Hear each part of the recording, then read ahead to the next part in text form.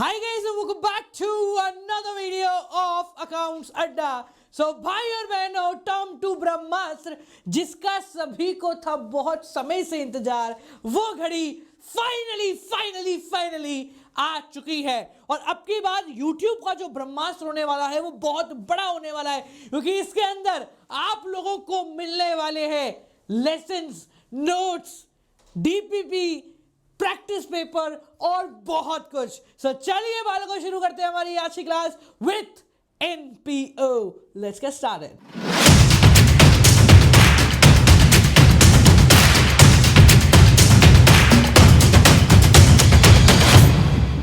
सो आज अपन बात करने वाले एनपीओ क्या होता है, कैसे काम करता है, उसकी बाकी सारी चीजें। तो देखो भाई, सिंपल सा बात बताऊं, एनपीओ एक ऐसी ऑर्गेनाइजेशन होती है जिसको पैसा कमाने में इच्छा नहीं होती है in the books of account. ठीक है, यानी कि वो पैसा कमाने के लिए काम नहीं कर रही है, वो सर्विस प्रोवाइड कराने के काम कर रही है। फॉर एग्जांपल हॉस्पिटल, सरकारी हॉस्पिटल उसका एक एग्जांपल है जो पैसा कमाने के लिए नहीं, सर्विस प्रोवाइड कराने के लिए काम कर रहा है। सोच के देखो, अगर वो हॉस्पिटल पैसा कमाने के लिए काम करे तो कैसा रहेगा। अकाउंटेंट 30 तारीख को बैठ के सोच रहा है कि 2 लाख रुपए का लॉस हो रहा है। एक नया मरीज आया खांसी के लेकर, मेरे को खांसी है, डॉक्टर बोला 2 लाख का लॉस, 2 मिनट रुक मैं अभी आता हूं। उसको बोला तेरे को कैंसर लगा। ऐसा नहीं होता। क्यों नहीं होता? क्योंकि एनपीओ है, वो क्या है, सर्विस प्रोवाइड कराने की ऑर्गेनाइजेशन है, वो प्रॉफिट कमाने के लिए नहीं है। तो जो ऑर्गेनाइजेशन सर्विस प्रोवाइड करा रही है वो प्रॉफिट वाले अकाउंट भी नहीं बनाती है, यानी NPO does not create trading account and P and L account.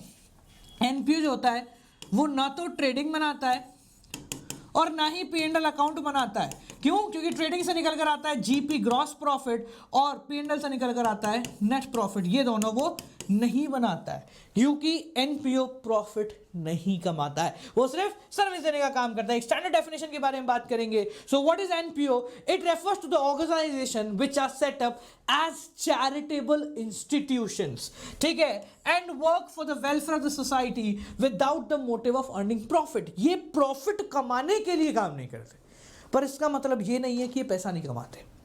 ये प्रॉफिट कमाने के लिए काम नहीं कर रहे हैं, पर ये पैसा कमा लेते हैं, जिसको हम प्रॉफिट नहीं बोलते हैं, जिसको हम क्या बोलते हैं, we call it as surplus. हम इसको क्या बोलते हैं? सरप्लस कमाते हैं। ठीक है, तो एनपीओ जो प्रॉफिट कमाता है उसको प्रॉफिट नहीं सरप्लस बोला जाता है।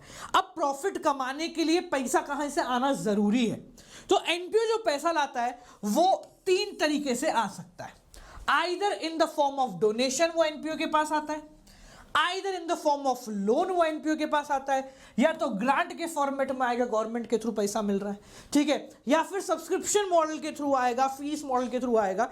जैसे कि एग्जांपल मान लेते हैं कि गोल्फ क्लब है, ठीक है, गोल्फ खेलने वाला जो वो रईसों वाला होता ना, बिल्कुल सफेद कपड़ों में टकाटक, ठीक है, एक शॉट मारो फिर अकबर के जमाने तक रुको अगले शॉट के लिए। हाँ, शॉट मारो फिर गाड़ी से जाओ भाई बॉल देखने, मेरा पड़ोस में शॉट मार के निकल ले, जाना तो नहीं पड़ेगा कहीं। तो मान लीजिए एक गोल्फ क्लब है जिसमें 2 प्रकार के लोग आते हैं। एक वो व्यक्ति है जो कि रेगुलर आता है, और एक वो व्यक्ति है जो कि मूड कर गया तो कभी उठ के चले गए। अब जो व्यक्ति मूड पे जाता है उसको हर बार की एंट्री के लिए पैसे देने पड़ते हैं, जिसको हम बोलते हैं एंट्रेंस फीस। तू आएगा 2 घंटे के, इतनी फीस है, देखो जमा कर। पर जो बंदा रोज जाता है या मेजॉरिटी महीने में भी 15-20 दिन फिक्स टाइम पे जाता है, वो क्या करता है, इस फीस से बचने के लिए एक सब्सक्रिप्शन परचेज करता है। दैट सब्सक्रिप्शन डिफाइन कि भैया अब आप हमारे मेंबर हो और अब आप पूरे साल आ सकते हो, आपकी जब भी इच्छा है आओ खेलो करो जो भी आपको करना है। ठीक है, तो ये 2 तरीके होते हैं एनपीओ के लिए पैसा कमाने के लिए। This are basically revenue in nature. ये रेवेन्यू होता है एक एनपीओ का, क्योंकि वो कुछ बेचते नहीं है बेसिकली, ठीक है, एनपीओ कुछ सेल नहीं कर रहा है ऐसे, ठीक है, वो सिर्फ और सिर्फ सर्विस प्रोवाइड कराने का काम करता है। समझ में आ गया? तो NPO receive fund from 3 particular sources, donation, grants and subscription of fee. ठीक है, इसको हम फंड्स भी कह सकते हैं, ठीक है ना, कुछ स्पेसिफिक फंड होते हैं। जैसे फॉर एग्जांपल मैं गया बढ़िया सी जगह, ऐसा देख के मेरे को लगा एनुअल फंक्शन स्कूल का मैं कराऊंगा, तेरा भाई कराएगा इसी स्कूल का एनुअल फंक्शन। अब मैंने बोल दिया, तो अब मैं उस एनुअल फंक्शन के लिए जो मैंने पैसे दिए, मान लो 1 लाख रुपए मैंने दे दिए, तो वो 1 लाख रुपए स्पेसिफिक फंड की तरह ट्रीट होंगे और वो पैसे से सिर्फ एनुअल फंक्शन का ही काम होगा। तो वो भी एक तरीके का फंड हो जाता है, सोर्स ऑफ इनकम हो जाता है फॉर एनपीओ। समझ में आ गया? अब एनपीओ को पहचानेंगे कैसे? ऐसे पहचाना जाता है एनपीओ को। 3 प्रकार के नाम यहां पर लिखे हुए, रजिस्टर्ड सोसाइटी के नाम से, ट्रस्ट के नाम से, एनजीओ के नाम से। आपने बाजार में बहुत सारी ऑर्गेनाइजेशन देखी होंगी, तो वो सारी एनपीओ के अंदर आती हैं। एनपीओ एक सेपरेट लीगल एंटिटी है। क्या है? सेपरेट लीगल एंटिटी है, मतलब इसका कोई मालिक नहीं है, इसको चलाने का काम लोग करते हैं। जैसे आपने देखा होगा बड़े बड़े फिल्म स्टार बोले ये इनका एनजीओ है, पर वो इनके मालिक नहीं है, वो सिर्फ ऑपरेट करने का काम करते हैं। They can't own that particular NGO और समथिंग। समझ में आ गया? क्लियर हो गया? आगे समझो। अब आपने एक चीज समझी है या पहले अपन ने पढ़ी है कि बेसिकली एनपीओ ट्रेडिंग नहीं बनाता, पीएनडल नहीं बनाता, क्योंकि ये सर्विस प्रोवाइड कराने के लिए काम करता है रेदर देन प्रॉफिट कमाने के लिए। अब समझना, बट बेसिकली प्रॉफिट कमाता तो है, डायरेक्टली या इनडायरेक्टली कैसे भी करो ये प्रॉफिट पैसा कमाता तो है। अच्छा एक चीज और सुनो, जब मैंने आपको शुरू में एक बात बोली कि हमारा जो ये ब्रह्मास्त्र होने वाला है ये काफी बड़ा होने वाला है, 2 दिन हम आपको पढ़ाएंगे, यानी कि मंडे ट्यूसडे आप पढ़ रहे हैं, आज मंडे है, कल ट्यूसडे पे पढ़ेंगे, परसों वेडनेसडे को जो अभी तक आप लोगों ने पढ़ा होगा उन सब का निचोड़ करके एक फ्री टेस्ट क्लास में आप लोगों के लिए लगाता हूं, जहां पर जो प्रीमियम वाले बच्चे हैं ना, जो कि पेड में पढ़ रहे हैं, वो और आप अपन दोनों मिलकर एक फ्री सेशन अटेंड करेंगे, जहां पर अब तक जो कुछ भी पढ़ा है उसकी प्रिपरेशन करेंगे, उसका रिवीजन करेंगे, क्योंकि परफॉर्मेंस ट्रैकर बहुत ज्यादा जरूरी है। तो वेडनेसडे को दोपहर 3 बजे, डिस्क्रिप्शन में लिंक है, लिंक बड़े काम की चीज है। यहाँ के नोट्स चाहिए ना तुम्हें, डिस्क्रिप्शन में लिंक है। पूरी प्लेलिस्ट चाहिए, डिस्क्रिप्शन में लिंक है। तुम्हें डीपीपी चाहिए, डिस्क्रिप्शन में लिंक है। और कुछ चाहिए, डिस्क्रिप्शन में लिंक है। गर्लफ्रेंड चाहिए, नहीं मिलेगा, ऐसी बातें कर देते ज्यादा ही फ्री पुल में आगे, इधर आ जाओ। तो ट्रेडिंग और पीएनडल नहीं बनाए जाते क्योंकि भाई ये सर्विस मोटिव है, तो इनके भाई बनाए जाते हैं। उस भाई का नाम है, पहला दिखा देते, मेहनत क्यों करें, receipt and payment account, income and expenditure account. Balance sheet जरूर आपकी नॉर्मली बनती है, वो सबका बैलेंस शीट।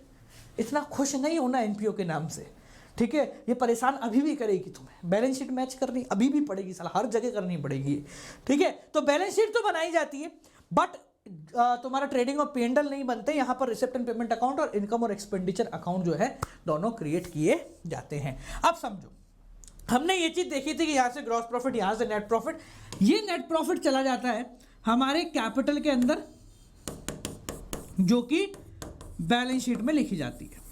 ठीक है? अच्छा 11वीं में तुम लोगों ने अगर थोड़ा बहुत पढ़ा हो तो याद है, नहीं याद तो कोई बात नहीं, घंटा फर्क नहीं पड़ना, इधर आ जाओ, ठीक है? अब इसमें ये तो नहीं निकलता, पर यहां से हमने बोला क्या निकलता है, सरप्लस निकलता है और डेफिसिट निकलता है ना? सरप्लस मतलब प्रॉफिट और डेफिसिट मतलब लॉस। तो अब जो यहां से सरप्लस और डेफिसिट निकलेगा, उस सरप्लस और डेफिसिट का भी यही खेल है, वो बैलेंस शीट में जाता है। अब यहां पर कोई एक मालिक नहीं है, इसलिए कैपिटल नहीं होगा, यहां पर होगा बालक तुम्हारा कैपिटल फंड। क्या? It does not have capital, it do have capital fund. Capital के नाम का फंड जरूर अवेलेबल होगा, और कभी कभी ये कैपिटल फंड के नाम से नहीं, जनरल फंड के नाम से भी लिखा जाता है। कभी कभी ये कैपिटल फंड नहीं है, जनरल फंड के नाम से भी लिखा जाता है। और क्वेश्चन में अभी लिख लो, ब्रह्मास्त्र एक ऐसा अस्त्र है, तुम्हें बत्तियां लगने वाली है बाकी सबकी। अगर तुम यूट्यूब पे भी सीरियसली पढ़ लेते हो ना, तो मजे आ जाएंगे। दुनिया क्या करती है, दुनिया का कुछ सीधा सा कॉन्सेप्ट है। हम रुके, बहुत समय लगा, पर अब की बार कुछ ऐसा लेकर आए हैं जो आज से पहले कभी नहीं होगा। बताऊं क्या? एक छोटी सी बात बताता हूं। जीवन में पहली बार मैंने हाथ से नोट्स लिखे। ये उंगलियां ना यूं फंस गई हैं, यूं। उस दिन मैं लिख रहा था, यूं उंगलियां अकड़ गई। पेन ऐसे नहीं निकाला मैंने हाथ हटा के, यूं निकाल के फिर उंगलियां सीधी करी हैं, क्योंकि ठंड में लिख रहे थे। तो पहली बार हाथ से नोट्स लिखे हुए हैं, ठीक है? तो वो भी आप लोगों को मिलेंगे, फ्री ऑफ कॉस्ट मिलेंगे। डिस्क्रिप्शन में लिंक है।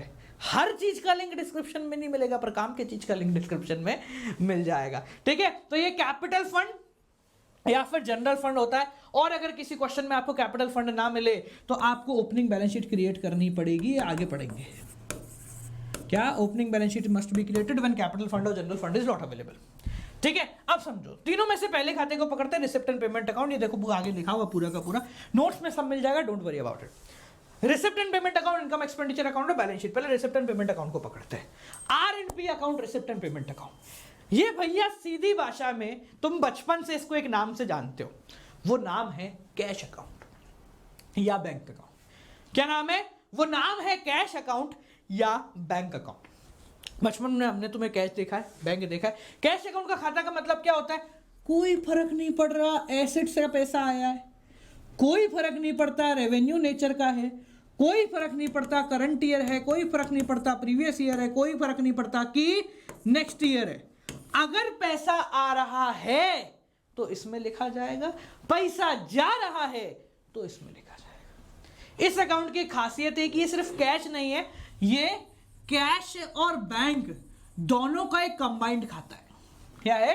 कैश और बैंक दोनों का एक कंबाइंड खाता होता है। इसमें सिर्फ रोकड़े से मतलब है, साम दाम दंड भेद पैसा आए, बस कैसे भी आए, कहीं का भी आए, उससे कोई फर्क नहीं पड़ रहा। पैसा आ रहा है तो लिख दो, पैसा जा रहा है तो लिख दो। समझ में आ गया? क्लियर है? ये वो है जहां इनकमिंग फ्री है, आन दो रे आन दो, कहीं से आन दो, कोई फर्क नहीं पड़ता। ठीक है ना? अब समझो, इसके अगर हम बेसिक थ्योरी बात करें तो ये क्या है? समरी है कैश और बैंक अकाउंट की। इसके अंदर कैश या बैंक के सारे ट्रांजैक्शंस लिखे जाते हैं रिगार्डलेस टू इट्स नेचर, चाहे वो रेवेन्यू हो या कैपिटल हो। रेवेन्यू मतलब डे टू डे, कैपिटल मतलब मशीन खरीद ली, मशीन बेचती, कभी वाले ट्रांजैक्शंस। ठीक है? ये कैश बेसिस ऑफ अकाउंटिंग को फॉलो करता है। कैश बेसिस का मतलब क्या होता है? यू जस्ट कंसिडर कैश, अपना एक ही भगवान रोकड़ा। क्या? एक भगवान रोकड़ा। इस बेसिस के ऊपर ये रेवेन्यू और रिसिप्ट एंड पेमेंट अकाउंट बनाया जाता है। इसकी शुरुआत होती है कैश के बैलेंस से। इसकी शुरुआत होती है कैश के बैलेंस से, ओपनिंग बैलेंस ऑफ कैश से इसकी शुरुआत होती है। अब कैश है कौन सा अकाउंट है? रियल अकाउंट है। कैश क्या है? रियल अकाउंट है। अब रियल अकाउंट जो होता है उसका बैलेंस कौन सा होता है? डेबिट। तो इसलिए डेबिट साइड के अंदर आ गया to balance BD, opening balance cash का और बैंक का दोनों का अमाउंट यहां पर लिख दिया। अब एक चीज समझ लो, नोट डाल के लिख लो कॉपी के अंदर। कॉपी नहीं खोली, पता था मेरे को, अब खोल लो। पैसे लग रहे तुम्हारे, नहीं लग रहे तो खोल लो। पैसे लग रहे थे तो चले जाते, है ना, प्रीमियम में आ जाते। आए नहीं अब तक, आ जाना, डिस्क्रिप्शन में लिंक है। हर चीज का नहीं मिलेगा पर काम की चीज का मिलेगा। इधर देखो, तो कैश और बैंक दोनों का बैलेंस यहाँ आ गया। अब हमारा बैंक जो है ना, उसके परेशानी है। करंट अकाउंट होल्डर्स को हमारा बैंक एक फैसिलिटी देता है जिसको हम बोलते हैं ओवरड्राफ्ट फैसिलिटी। तो वो फैसिलिटी के मद्देनजर रखते हुए बैंक का बैलेंस हो सकता है कि तुम्हारे क्रेडिट साइड लिखा जाए, हो सकता है, जस्ट इन केस, जरूरी नहीं है, क्वेश्चन में मेंशन होगा। ठीक है? So bank balance can be written in this side also. ठीक है? ओपनिंग बैलेंस से शुरुआत होती है और इस खाते का अंत होता है closing balance of cash and bank से। कहा? ओपनिंग बैलेंस से शुरुआत हुई और क्लोजिंग बैलेंस पे इसका अंत होता है। वापस समझ लो इसी चीज को, बैंक जो होता है उसका ओवरड्राफ्ट बैलेंस हो सकता है स्टार्टिंग भी और एंडिंग भी, कोई सा भी हो सकता है। कैश का तो हमेशा डेबिट और क्रेडिट ही होगा, starting balance would be debit and closing balance would be credit. But bank का बैलेंस हो सकता है कि तुम्हारा क्रेडिट से ओपनिंग हो जाए और क्लोजिंग जो है वो डेबिट हो जाए। इट मे बी पॉसिबल, जरूरी नहीं है, 99% केस में नहीं होगा, बट 1% केस में हो सकता है, इसलिए हम इसको कंसिडर करेंगे। समझ में आ गया? अब आगे देखो, रिसिप्ट एंड पेमेंट अकाउंट जो है उसके अंदर हर प्रकार के ट्रांजेक्शन आते हैं। Previous year, current year, next year, सारे ट्रांजेक्शन आएंगे। सब्सक्रिप्शन, रेवेन्यू बेस्ड ट्रांजेक्शन भी आता है, बड़े बड़े ट्रांजैक्शंस भी लिखे जाते हैं, सैलरीज भी लिखी जाती है, रेंट, मतलब हर प्रकार के ट्रांजैक्शन जो हैं वो यहां पर काउंट किए जाते हैं। It does not even matter कि वो रेवेन्यू बेस के हैं या फिर कैपिटल बेस के हैं। समझ में आ गया वाल को? क्लियर है? ये नोट मैंने यहां पर दे रखा है। Bank can also have negative balance, जिसको हम ओवरड्राफ्ट बैलेंस कह सकते हैं। ठीक है? तो रिसिप्ट एंड पेमेंट अकाउंट भी लाइक कैश बैंक कहीं का भी हो, आने दो, कैश या बैंक कहीं का भी हो, आने दो, उसको हम बोलते हैं receipt and payment account. Clear हो गया बाल को? इसके बाद नेक्स्ट वीडियो के अंदर अपन इनकम एंड एक्सपेंडिचर अकाउंट के बारे में डिटेलिंग करेंगे कि वो क्या होता है, क्यों होता है। बट उससे पहले इंपॉर्टेंट जानकारी ध्यान से सुन लेना, जो हम इन 2 दिन पढ़ेंगे उन दोनों को मर्ज करके हम आपका एक टेस्ट लेने जा रहे हैं, दैट इज कंप्लीटली फ्री। वो टेस्ट 2 तरीके के लोगों के बीच में होगा। द वन जो कि प्रीमियम पे मुझसे पढ़ रहे हैं ऑलरेडी, अगर आप चाहें तो आप भी डिस्क्रिप्शन में लिंक है, आ सकते हैं। और जो लोग प्रीमियम में नहीं पढ़ रहे, यानी कि यूट्यूब, इन दोनों का कंपटीशन होने वाला है इस वेडनेसडे को, होने वाला है दिन में 3 बजे। डिस्क्रिप्शन में हम लिंक डलवा देते हैं इसका, तो सबसे पहले जाके एनरोल कर रहे हैं। एनरोल करते समय कोड इस्तेमाल करें गौरव जे का, और जैसे ही आप कोड इस्तेमाल करोगे फ्री एंट्री आपको मिलेगी। ठीक है? And all those students who want to go for live session, they can also join the live session. ठीक है? उसको करने के लिए भी आपको गौरव जी का कोड लगाना है, you will get 10% off. DPPs Telegram channel पे मिलना शुरू हो रही हैं। Till then guys, keep on watching, good night, bye bye. Brahmastra premium आया देर से पर फाड़ के जाएगा। मिलता है अगली वीडियो के साथ, कीप ऑन वाचिंग।